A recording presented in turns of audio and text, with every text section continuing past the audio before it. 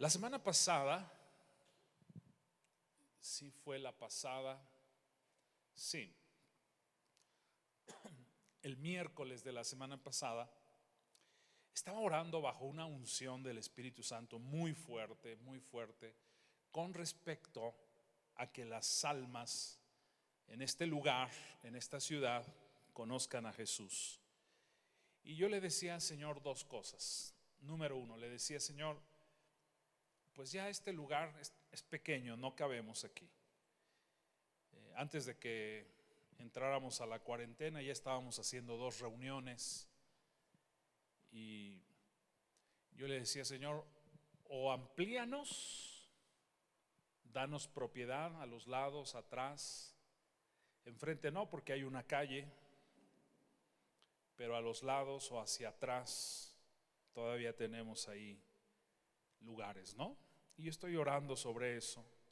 O la otra, le estaba diciendo a Dios: o sácanos de aquí, llévanos a un lugar más amplio.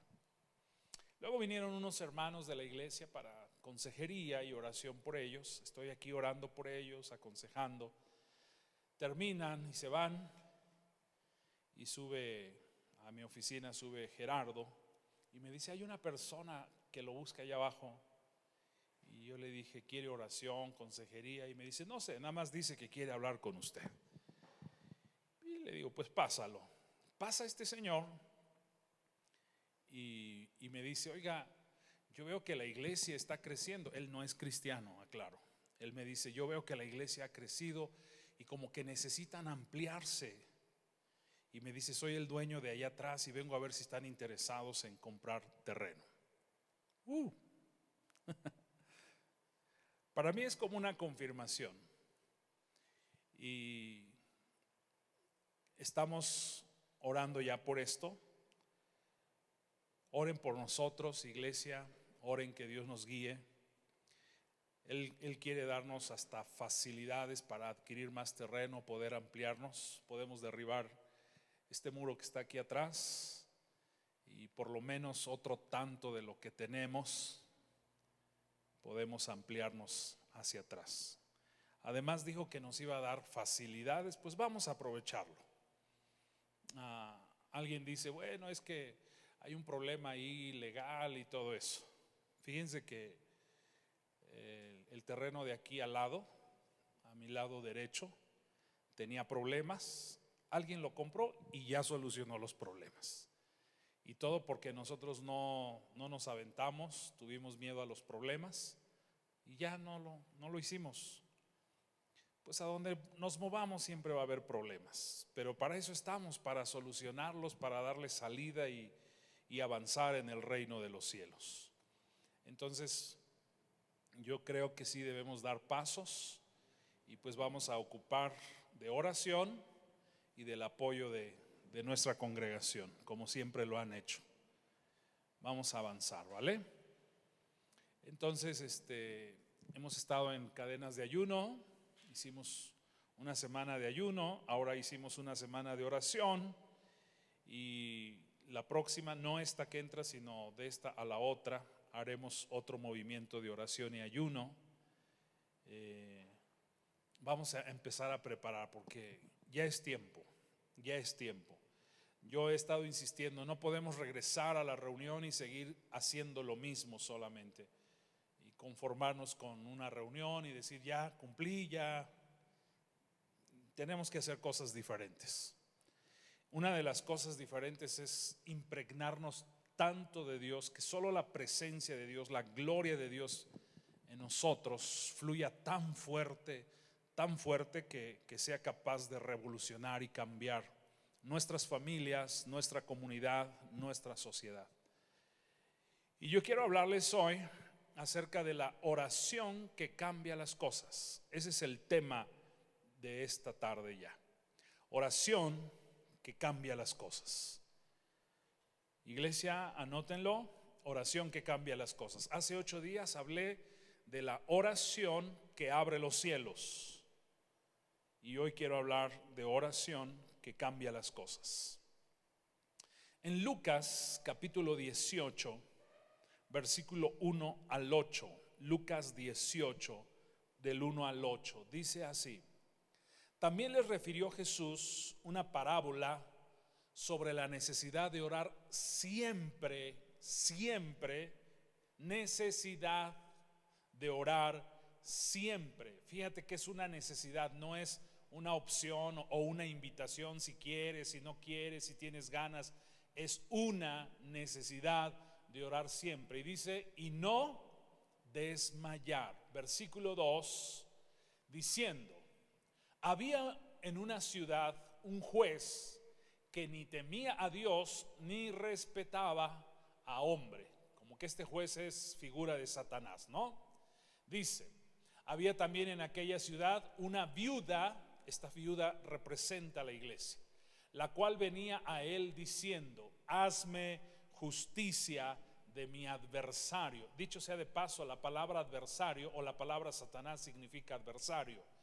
Y dice que la viuda venía diciendo, hazme justicia de mi adversario. Dice, y él no quiso por algún tiempo, pero después de esto dijo dentro de sí, aunque ni tengo temor a Dios, ni tengo respeto a hombre, mira cómo dice, sin embargo, yo quiero que subrayes este versículo, es casi el centro del mensaje hoy. Sin embargo, porque esta viuda me es molesta, le haré justicia, no sea que viniendo de continuo, ve esa expresión, viniendo de continuo, me agote la paciencia. Versículo 6, y dijo el Señor, aquí ya habla Jesús, oíd lo que dijo el juez injusto. ¿Y acaso Dios no hará justicia a sus escogidos que claman a Él día y noche? Día y noche. Claman a Él, claman a Dios día y noche. ¿Se tardará? Es una pregunta. ¿Se tardará en responderles? Y el 8 dice, os digo que pronto le hará justicia, pero cuando venga el Hijo del Hombre, ¿hallará fe en la tierra? Es una pregunta, termina con una pregunta. Hay una frase que hemos trillado mucho en el mundo cristiano. La frase es algo así como que, oremos, oremos. Es una frase muy, muy trillada. ¿Por qué? ¿Por qué ha perdido sentido esta frase? Bueno, les comento. En los tiempos antiguos, o no tan antiguos, no sé, hace 200 años, 300 años, John Wesley, Charles Finney, mucha gente poderosa de Dios. Cuando ellos se encontraban ante una situación tan complicada, literal, ellos salían de su ambiente, dejaban todo y se enfocaban a la oración hasta encontrar un resultado. Así que cuando alguien venía y les decía, tengo este problema, como ellos conocían el secreto para que el problema fuera solucionado, lo que aconsejaban era, oremos. Pero era algo que ellos vivían, era algo que ellos experimentaban continuamente. El orar para ellos no era trillado, era orar hasta que las cosas que ellos estaban pidiendo de Dios se hicieran manifiestas o se hicieran una realidad. Pasan los años y quedó la frase, oremos hasta que. Lo que se perdió fue la práctica. La frase se quedó. Y entre más esa frase se repite y se repite y se repite, la frase se hace más tediosa, más aburrida, más religiosa. Pero en verdad, en esos tiempos de esta gente de Dios, a ellos les funcionaba el orar. Muchas veces solo oramos cuando tenemos necesidad. Y muy poca gente ha desarrollado el hábito de tener comunión con Dios continuamente o constantemente. La oración produce un buen de cosas en la vida del creyente, muchísimas, muchísimas cosas que produce la oración en la vida de las personas. Yo mencionaré unas 2, 3 que a mí se me hacen muy interesantes. Por ejemplo, cuando tú oras, tu corazón se hace sensible a la voluntad de Dios. Yo diría que es una de las cosas principales que sucede. Cuando tú empiezas a tener una vida de oración, tu corazón se hace sensible a la voluntad de Dios. A veces Dios pedirá algo de ti, pero cuando no hay oración, el corazón se resiste y se le complica y dice: no, yo esas cosas no, o eso no lo entiendo, o eso no me interesa. Pero de repente empiezas a meterte, a sumergirte en la presencia de Dios a través de la oración, y tu espíritu está tan sensible que eres capaz de decirle a Dios: lo que tú pidas de mí, yo lo haré. Lo que tú demandes de mí, estoy dispuesto. Y entonces tu corazón se empieza a hacer muy, muy sensible a la voluntad de Dios. Pero esto requiere una comunión continua. Porque si tú oras hoy, domingo, y vuelves a orar hasta el próximo domingo, o vuelves a orar hasta en 20 días o hasta en un mes, y cada mes ahí te la llevas campechaneando con la oración, tu corazón no se hará sensible a la voluntad de Dios. Por eso es que hay mucha gente dura de corazón en cuanto a la voluntad de Dios. Es más, cuando se lee la Biblia, para mucha gente se le hace como que son historias, como que eso solo pasó en la Biblia. Yo tengo un concepto de que la Biblia debe ser algo personal, algo real, cada día. Yo acostumbro a leer la Biblia y quito los nombres de las personas y siempre estoy poniendo el mío. Y si la Biblia me reprende y me castiga, o no me castiga, más bien me reprende o me hace ver errores, estoy dispuesto. Porque yo digo, lo que la Biblia dice, Dios lo dijo para mí. Pero cuando mi corazón se endurece, entonces cuestiono lo que ahí dice y se lo empiezo a adjudicar a otras personas. No, eso es un pasaje para fulano, ese es un pasaje para sultano, para mengano, ese no me corresponde a mí, ahí yo estoy más o menos. Y por ejemplo, una de las áreas donde el corazón está muy endurecido en cuanto a la voluntad de Dios son las finanzas. Hablar de ofrendas, hablar de diezmos, la gente inmediatamente cierra el corazón. Pero cuando tú empiezas a tener esta comunión con Dios continua, tu corazón está sensibilizado. Y a veces, aunque no sea tiempo de recoger una ofrenda, tú mandas una ofrenda, tú das una ofrenda, porque tu corazón es sensible a lo que Dios está pidiendo. Dirás, ¿el no dar es dureza de corazón? Claro. Y no tengo el tiempo para explicártelo con la Biblia, pero la Biblia lo dice. Y tú puedes estar pensando, no acomodes la Biblia, no, yo te diría algo: no endurezcas tu corazón. Como dice el libro de Hebreos, si oyeres hoy su voz, no endurezcáis vuestros corazones. Hebreos 4:7 dice eso. Entonces, el orar hace que tu corazón sea sensible a la voluntad de Dios. Otra, el orar hace que tú tengas o desarrolles la capacidad de oír la voz de Dios. Tú dirás, estos cuates se pasan, siempre están diciendo que Dios les habló y Dios les habló y Dios les habló. Yo te diría algo: entre más tiempo tú pasas en la presencia de Dios, tu capacidad de oír la voz de Dios se desarrolla. Y dirás, ¿cómo puede este hombre pensar que el Dios que hizo el cielo y la tierra quiera comunicarse con los mortales? Bueno, yo te diría una cosa: aunque tú no lo creas, Dios está más interesado de lo que tú puedes imaginarte en que Él quiere hablarte. Él está más interesado de lo que tú te imaginas. Él quiere hablarte. Él quiere ser una realidad para ti. Él no quiere ser un mito, Él no quiere ser una religión, Él no quiere ser una historia. y tiene días que estoy duro y duro y duro y duro y duro sobre esto, que Dios no quiere ser una religión para ti. Dios no quiere ser historia, Dios no quiere ser solo letra en tu mente, en tu cabeza. Dios quiere ser una realidad para tu vida, una realidad. Entonces, cuando tú pasas tiempo con Dios, mira, tú vas a escuchar a las personas que están clavándose en la oración, tú las vas a escuchar continuamente decir: Dios me habló, Dios me habló, Dios me habló, Dios me habló. Alguien me dice a mí: ¿y cómo sabes que Dios te habló? Yo les digo: solo sé que esto que escuché en mi espíritu fue Dios.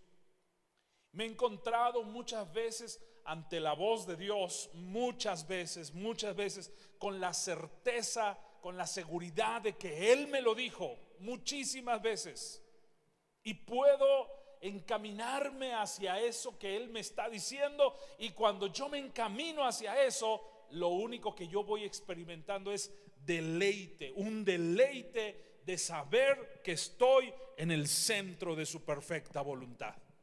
Así que cuando tú empieces a orar y a dedicarle más tiempo a la oración, tú vas a ir desarrollando la capacidad de oír la voz de Dios. A veces esto suena así como una locura, pero es real, es real. Dios quiere hablarte. Te puedo mencionar más cosas, solo te mencioné dos. Cuando tú oras, tu corazón se hace sensible a la voluntad de Dios. Cuando tú oras, desarrollas la capacidad de escuchar la voz de Dios. Y quizás te diría una tercera: cuando tú oras, más te impregnas de Dios. Es como que te acercas a Él y su aroma, su fragancia, su presencia se impregna en tu vida. De repente empiezas a tener mucha gracia, empiezas a hallar gracia delante de los hombres y delante de Dios. La gente no se quiere despegar de ti porque tienes gracia. La gracia de Dios está en tu vida. La gente quiere escucharte, tu familia quiere escucharte, tu familia se siente a gusto cuando tú llenas o llegas a ese lugar, porque la presencia de Dios te está impregnando. Y lo contrario es que cuando una persona no dedica tiempo a la oración, pues en vez de que huela a la presencia de Dios, esa persona huele a carne. Y no me refiero a una vistecisa o a una arrachera o a barbacoa. Me refiero a las obras de la carne: pleitos, celos, iras, envidias, contiendas, disensiones, adulterio, fornicación, mentira, engaño, todas las obras de la carne. Puedes leerlas en Gálatas 5 del 19 al 20. Son 19. Entonces, de alguna forma u otra, la oración conviene. La oración conviene. Mira, mucha gente no ora porque no ha encontrado el deleite de la oración. Voy a repetir esto. Mucha gente no ora porque no ha encontrado el deleite de la oración. Para muchos el orar es como un requisito a cubrir, porque se nos enseñó, a mí me enseñaron, yo lo he enseñado, que por lo menos un cristiano debe orar 1 hora al día. Pero si no encuentra el deleite, es como una maratónica y estás viendo el reloj: Padre, aquí estoy y te adoro y te doy gracias. Ves el reloj y apenas llevas 5 minutos y ya estás desesperado y vuelves a esforzarte y quiero alabarte y quiero adorarte, y vuelves a ver el reloj y llevas 10 minutos. No has encontrado el deleite de la oración. Y ya nada más estás contando el tiempo: 5 minutos, ya mero acabo. Y en vez de orar estás contando ya tiempo. Entonces esto no es un deleite. Yo te puedo decir que la oración para mí es como platicar con alguien con quien te sientes muy a gusto. No quieres que se acabe ese tiempo. Tú quieres continuar y a veces solo abres tu corazón a Dios y el tiempo pasa rapidísimo, estás tan absorbido en él y cuando te das cuenta han pasado hasta 2 horas y dices, caray, si apenas empecé hace poquito y ya corrieron 2 horas. Encontraste el deleite de la oración. Mañana querrás volver a pasar más tiempo con Dios. Pasado querrás volver a pasar más tiempo con Dios. Pero si tú estás batallando y batallando y batallando, tratando de orar sin deleite, no funciona así. La oración tiene que ser una relación de amor entre tú y Dios. Es una expresión de amor. Una expresión de amor. A veces sentirás con mayor intensidad la gloria de Dios, la presencia de Dios. A veces no. Pero cuando tú encuentras el deleite, aunque tú no sientas algo tan agradable o fuego o manifestaciones, pero encontraste el deleite, entonces tú permaneces ahí y sabes que esto es de fe. Esto es de fe. Quiero volver al pasaje de Lucas capítulo 18 del 1 al 8. ¿Qué aprendemos de esta viuda? De la viuda de Lucas 18. No dice cómo se llamaba, así que yo le pongo por nombre la viuda de Lucas 18. Esta mujer se llamaba Lucas 18. Así le pongo yo. Quiero leer una vez más el pasaje y enfocarme primero en un versículo y luego nos enfocamos en otro versículo. Toma conciencia de esto. Dice: también les refirió Jesús una parábola sobre la necesidad. Subraya esa frase en tu Biblia: la necesidad de orar.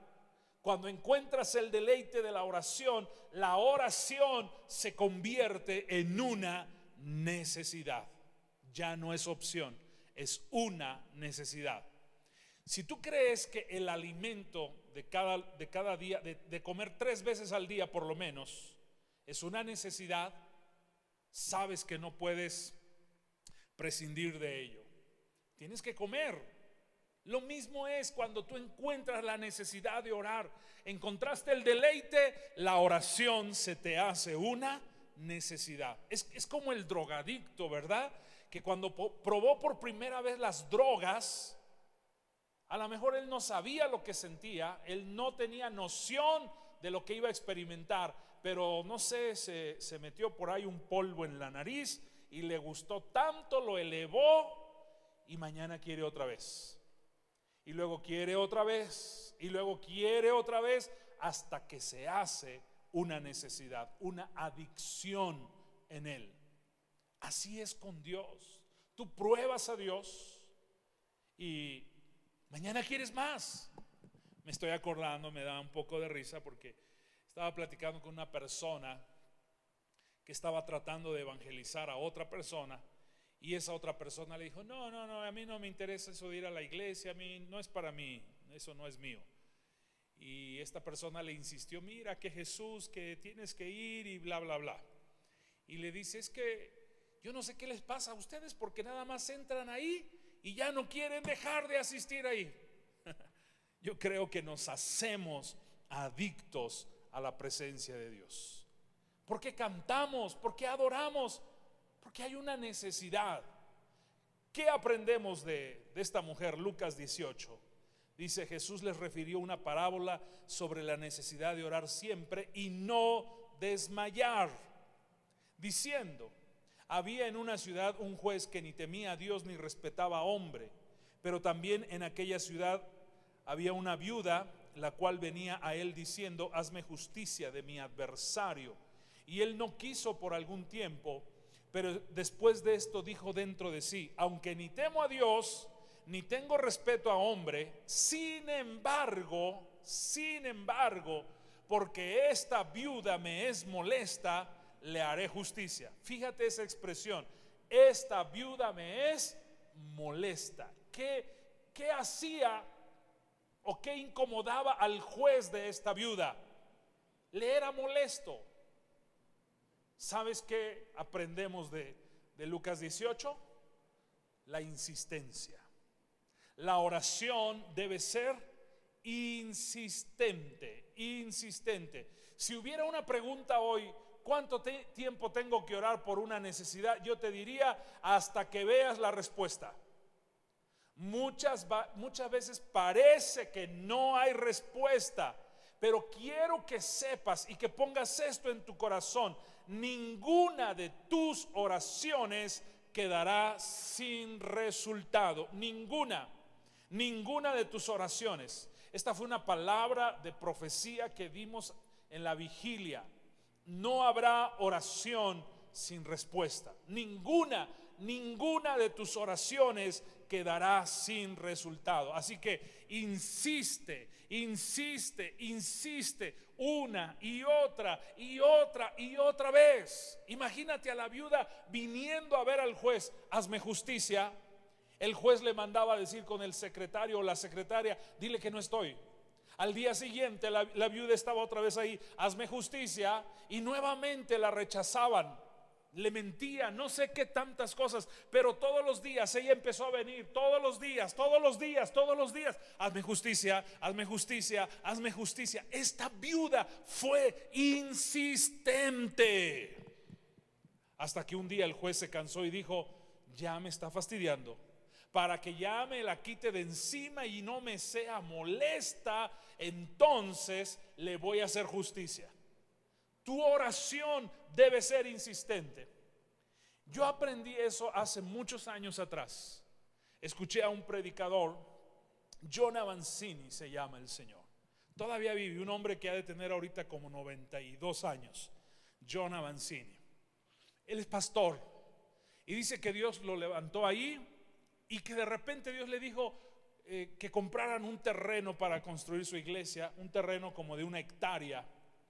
Y él empezó a insistir en la oración: Señor, tu provisión, Señor, tu provisión, Señor, tu provisión.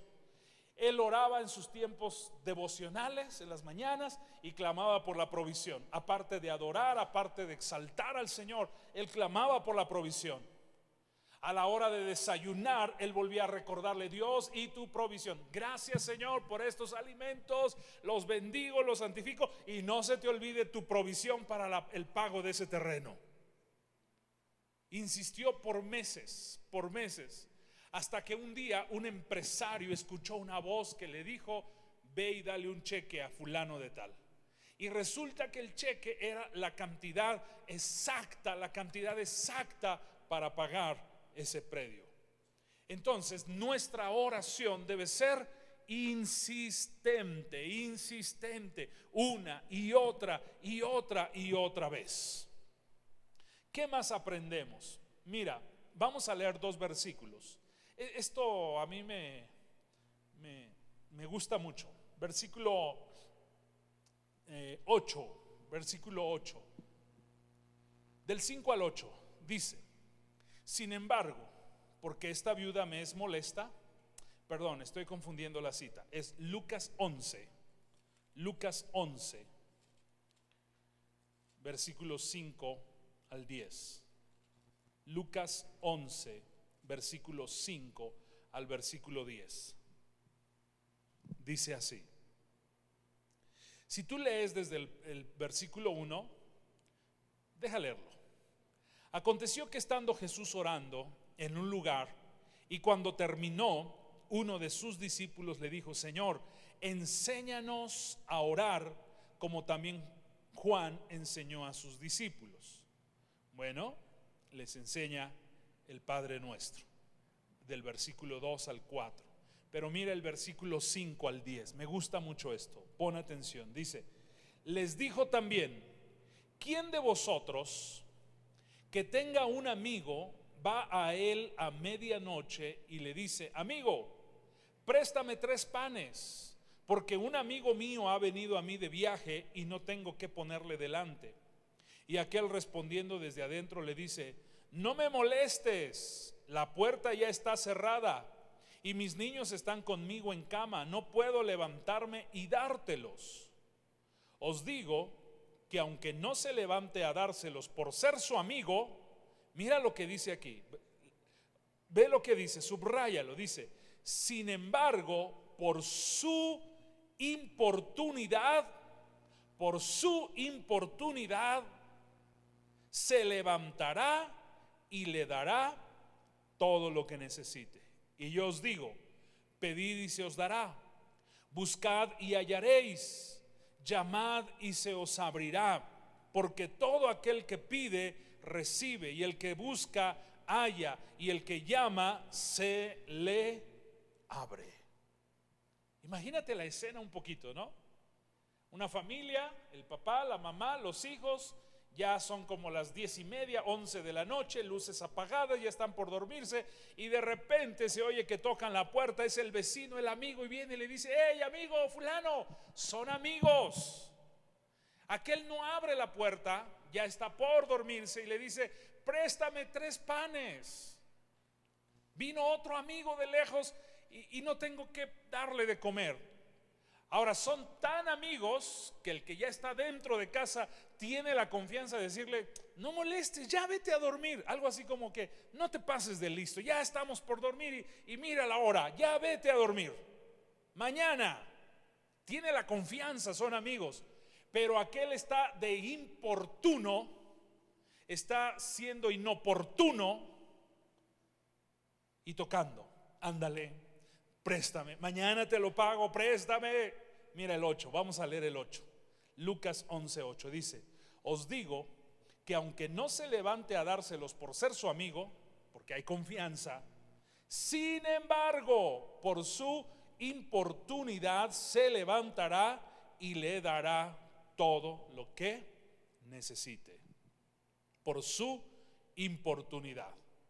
Este hombre recibió la respuesta por el hecho de ser inoportuno. Y yo diría, importuna el cielo. Sé insistente hasta que la respuesta se manifieste. Hasta que la respuesta se manifieste.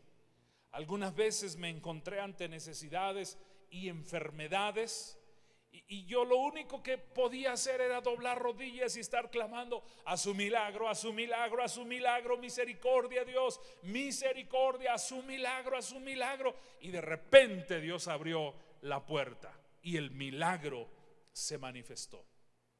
En Isaías 52 encontramos el llamado a la oración de Dios a la iglesia. Dios está llamando a la iglesia a que inoportune el cielo. Es como que Dios te está diciendo: vamos, ándale, provócame, inoportúname, sé inoportuno, toca el cielo y tócalo una y otra y otra y otra vez hasta que se derrame. Tú dirás: ¿acaso Dios no conoce mi necesidad? Claro que la conoce.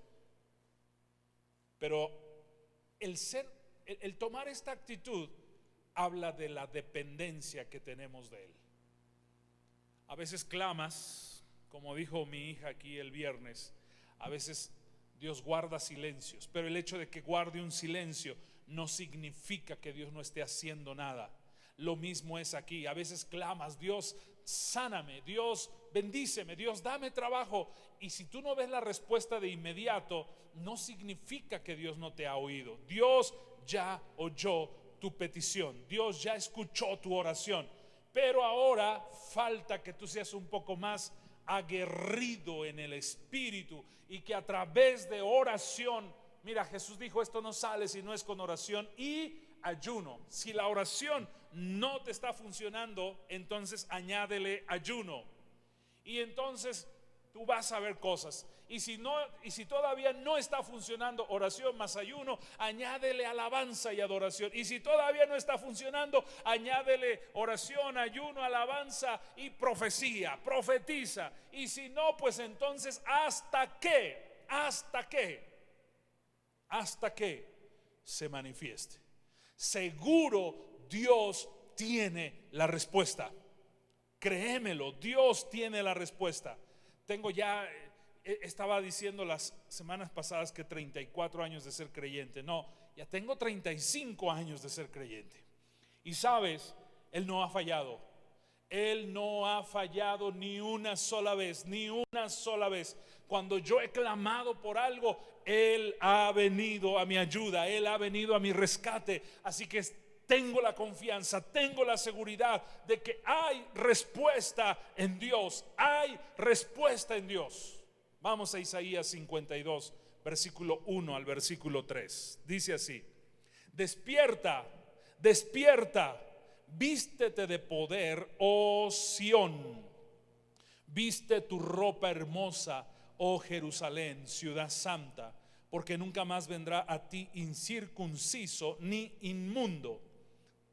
Sacúdete del polvo, levántate y siéntate, Jerusalén, suelta las ataduras de tu cuello, cautiva hija de Sión. Porque así dice Jehová: de balde fuisteis vendidos, por tanto sin dinero seréis rescatados. ¿Cómo empieza el versículo 1 diciendo? Despierta, despierta. Cada vez que tú veas la palabra despierta en la Biblia, significa ora.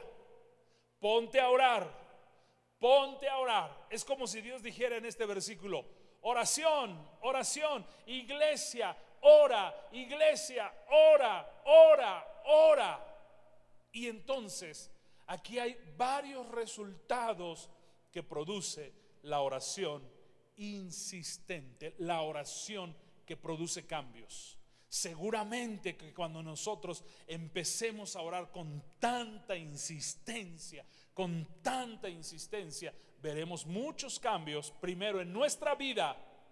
Segundo, en tu familia. Tercero, veremos cambios en la iglesia. Cuarto, veremos cambios en la ciudad. También veremos cambios en nuestra nación. ¿Por qué no estamos viendo cambios? Porque no estamos siendo insistentes en la oración. Nos acostumbramos a la necesidad, nos acostumbramos a la problemática de la vida. Lo vemos como algo tan normal. Los divorcios los vemos tan normales. Los pleitos los vemos tan normales. La rebelión en los hijos los vemos tan normales y hasta los consideramos: ay, pobrecito, mira, ya empezó a entrar en la edad tan complicada. No, señores, cambiemos nuestra actitud. Despierta, dice, despierta.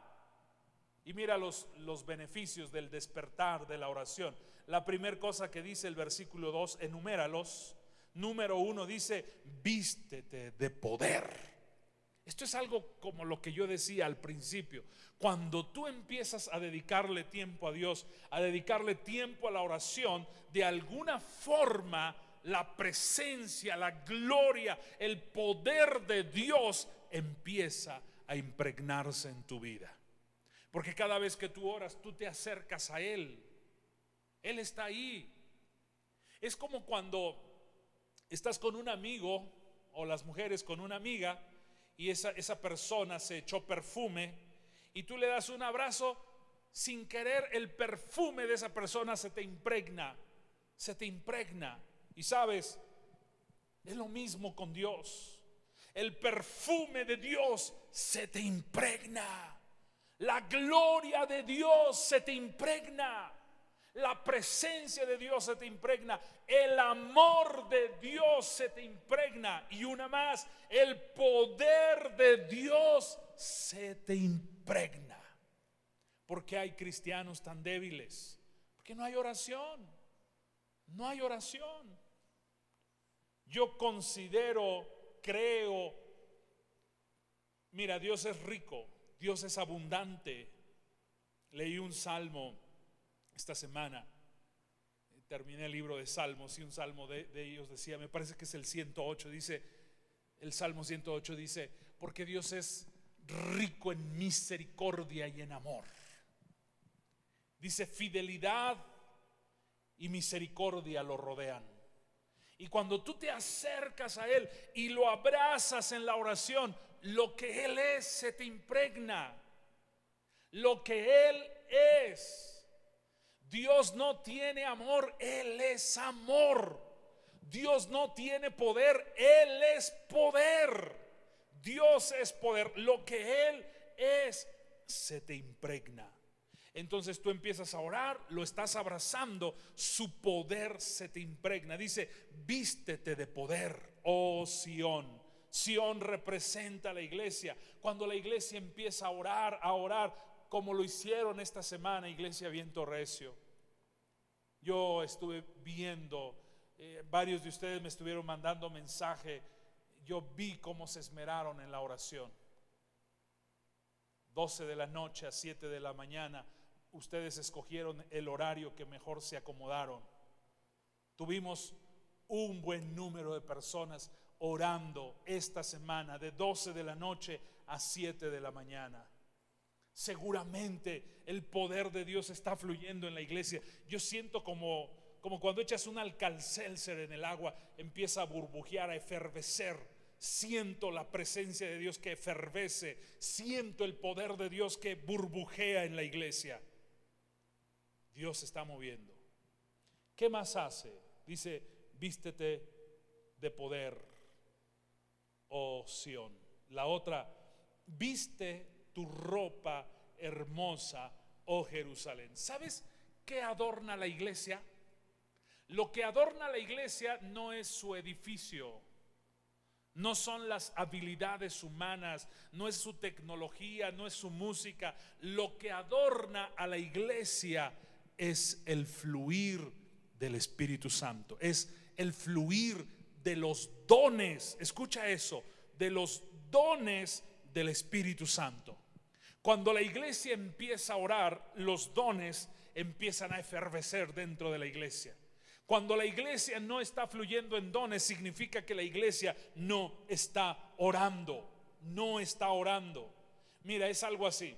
La iglesia ora, se llena del Espíritu Santo, y una manifestación o una señal de que tenemos la llenura del Espíritu Santo son los dones: profecía, género de lengua, interpretación de lengua, palabra de ciencia, palabra de sabiduría, discernimiento de espíritus, fe, sanidades, milagros.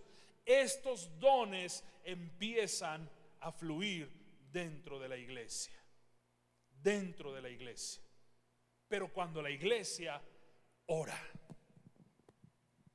Cuando yo llegué a la iglesia donde Dios me formó, yo encontré jóvenes que venían a la oración solos, nadie los invitaba.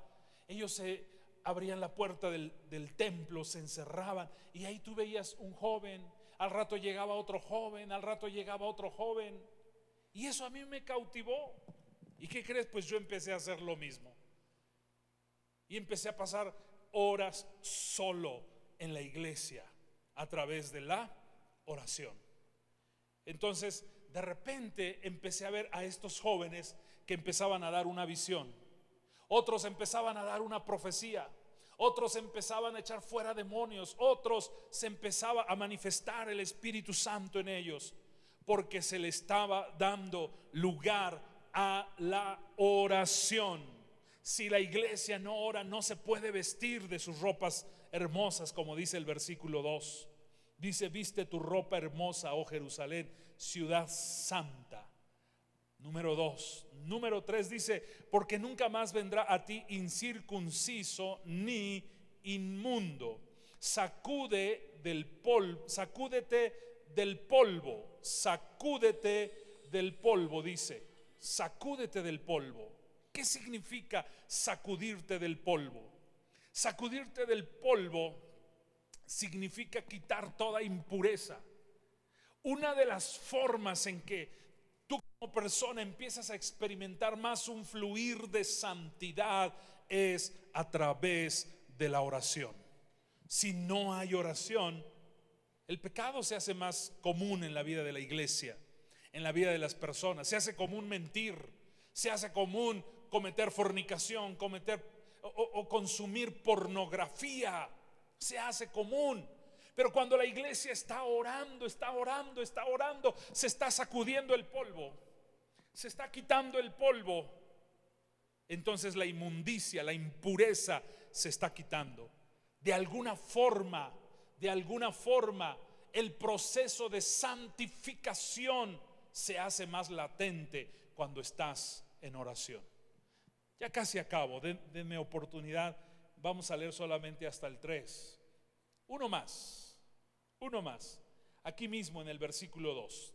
Isaías 52, 2 dice: sacúdete el polvo, levántate y siéntate. ¿Cómo? O sea, es como si yo le dijera aquí a los que están frente a mí: levántate, y ya que se levantaron, ahora siéntate. Como que ellos dirían, como que ¿por qué me levanté para después volverme a sentar? Levántate es actívate en Dios, y siéntate es reposa en su promesa, reposa en lo que Él dijo que va a hacer. La última, versículo 2, esta me gusta, dice: suelta las ataduras de tu cuello, cautiva hija de Sión. Suelta las ataduras de tu cuello, cautiva hija de Sión. Otra vez está hablando a la iglesia. ¿Qué quiere decir suelta las ataduras de tu cuello? Está diciendo: ora hasta que se rompa toda cadena en tu vida, hasta que se rompa toda opresión. Estás oprimido, ora hasta que se rompa la opresión. Deprimido, ora hasta que se rompa la depresión.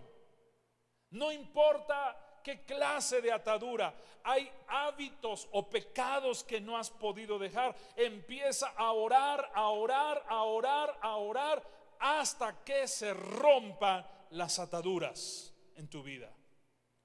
Un día yo estaba con un pastor amigo mío, estábamos sentados platicando, y vino su hija. En ese tiempo su hija tenía, no sé, 18 años, 20 años a lo mucho.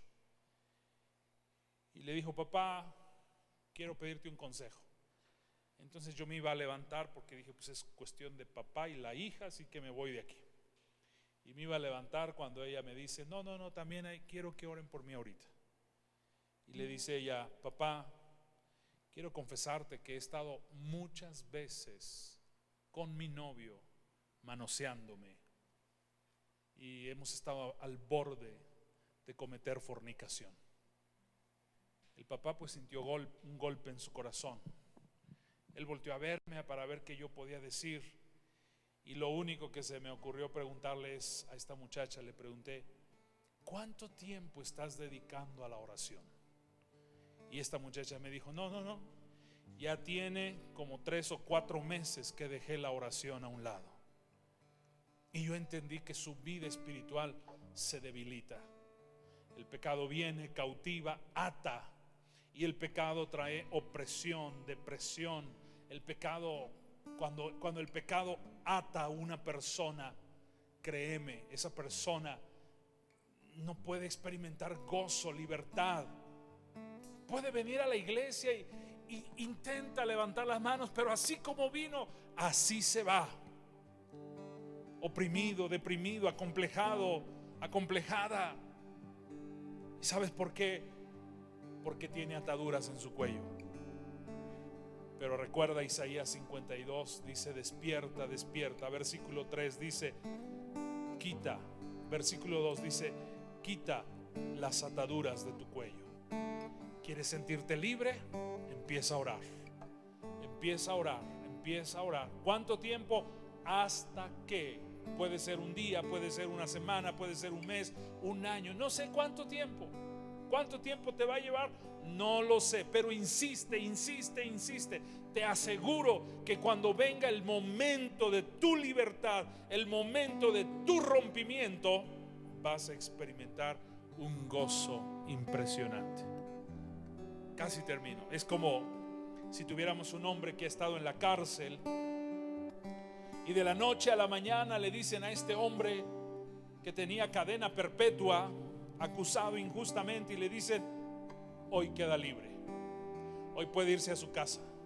Imagínate que salga del reclusorio, de la cárcel, con cara triste, y le pregunten: ¿por qué estás triste? Y él ponga una expresión y diga: estoy triste porque soy libre, porque ya me dejaron irme a mi casa. ¿Tú crees que eso pase? Yo no creo. Yo creo que el día que le dan la noticia: te puedes ir a tu casa, eres libre, él va a gritar de alegría, va a hablar con su familia: vengan a recogerme, estoy libre, puedo estar con ustedes, puedo disfrutarlos a ustedes. cuando Dios te da esa libertad, un gozo te invade. El gozo es señal de libertad. Cuando no hay gozo en tu vida, es señal de esclavitud. Una vez más, el gozo es señal de libertad. Este tiempo, Dios nos está llamando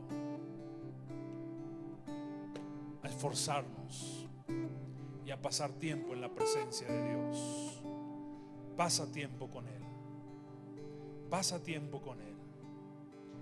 Yo quiero que le diga: Señor, atráeme a ti. No me dejes ir. Atráeme.